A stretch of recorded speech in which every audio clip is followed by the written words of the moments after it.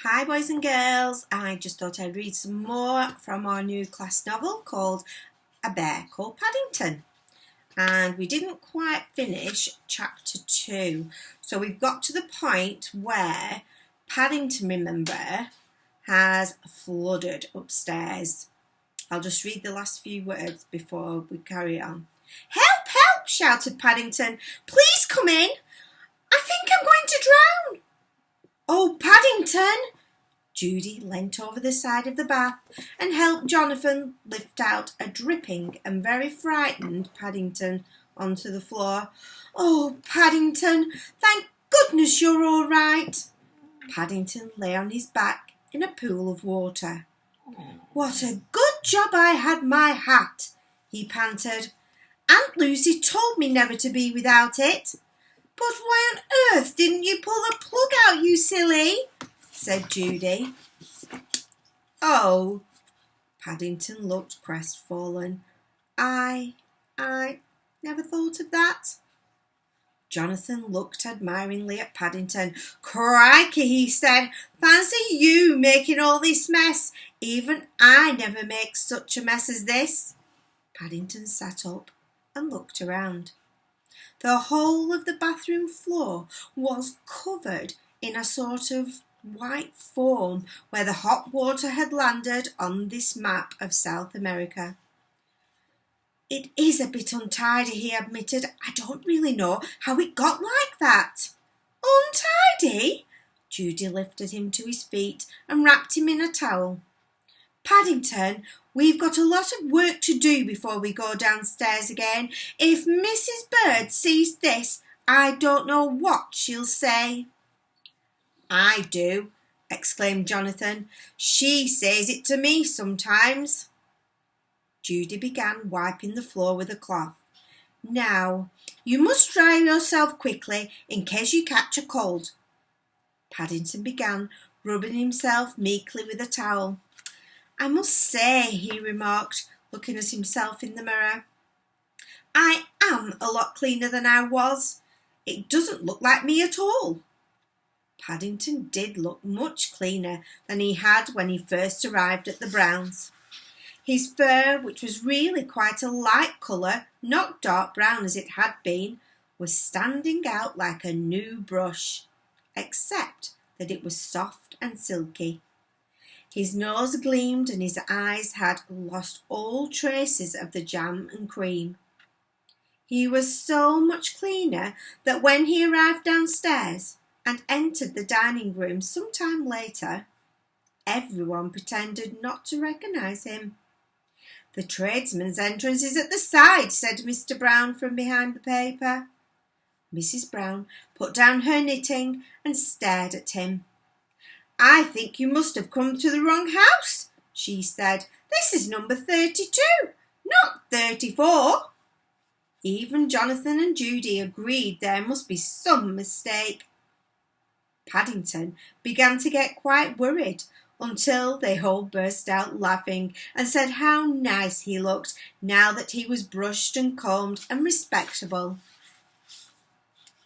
They made room for him in a small armchair by the fire, and Mrs. Bird came in with another pot of tea and a plate of hot buttered toast. "Now, Paddington," said Mr. Brown, when they all were settled, "I suppose you're going to tell us about yourself and how you came to Britain." Paddington settled back in his armchair, wiped a smear of butter carefully from his whiskers, put his paws behind his head, and stretched out his toes towards the fire. He liked an audience, especially when he was warm and the world seemed such a nice place. "I was brought up in the darkest Peru," he began, "by my Aunt Lucy. She's the one that lives in a home for retired bears in Lima." He closed his eyes thoughtfully. A hush fell over the room, and everyone waited expectantly. After a while, when nothing happened, they began to get restless. Mrs. Brown coughed loudly. "It doesn't seem a very exciting story," he said impatiently. Reached across and poked Paddington with his pipe. "Well, I never," he said. "I do believe he's fallen asleep." I'm going to start chapter 3 because there wasn't very much of that one. Paddington goes underground. Paddington was very surprised when he woke up the next morning and found himself in bed. He decided it was a nice feeling as he stretched himself and pulled the sheets up round his head with the paw. He reached out with his feet and found a cool spot for his toes. One advantage of being a very small bear in a large bed, there was so much room. After a few minutes, he poked his head out cautiously and sniffed. There was a lovely smell of something coming under the door. It seemed to be getting nearer and nearer. There were footsteps too, coming up the stairs.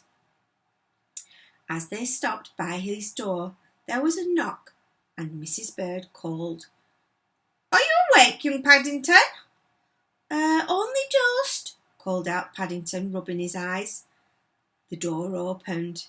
"You've had a good sleep," said Mrs. Bird, as she placed a tray on the bed and drew the curtains.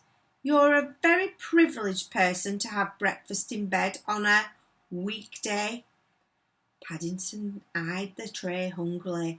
There was half a grapefruit in a bowl, a plate of bacon and eggs, some toast, a whole pot of marmalade, not to mention a large cup of tea. "Is that all right for me?" he exclaimed. "Is it all mine?" "If you don't want it, I can soon take it away again," said Mrs. Bird. "Oh, I do," said Paddington hurriedly. "It's just that I've never seen so much breakfast before." "Well, you better hurry up with it." Mrs. Bird turned to the doorway and looked back. "Because you're going on a shopping expedition this morning with Mrs. Brown and Judy. And all I can say is, thank goodness I'm not coming too." She closed the door. "Now I wonder what she means by that," said Paddington. But they didn't worry about it for very long. There was far too much to do. It was the first time he had ever had breakfast in bed, and he soon found it was quite so easy as it looked. First of all, he had trouble with the grapefruit. Every time he pressed it with his spoon, a long stream of juice came out and shot him right in the eye, which was very painful. And all the time he was worried because the bacon and eggs were getting cold. Then there was the question of the marmalade. He wanted to leave room for the marmalade. In the end, he decided it would be much nicer if he mixed everything up on one plate and sat on the tray to eat it. "Oh, Paddington," said Judy as she entered the room a few minutes later and found him perched on the tray. "Whatever are you doing now? Do hurry up. We're waiting for you downstairs." Paddington looked up, an expression of bliss on his face.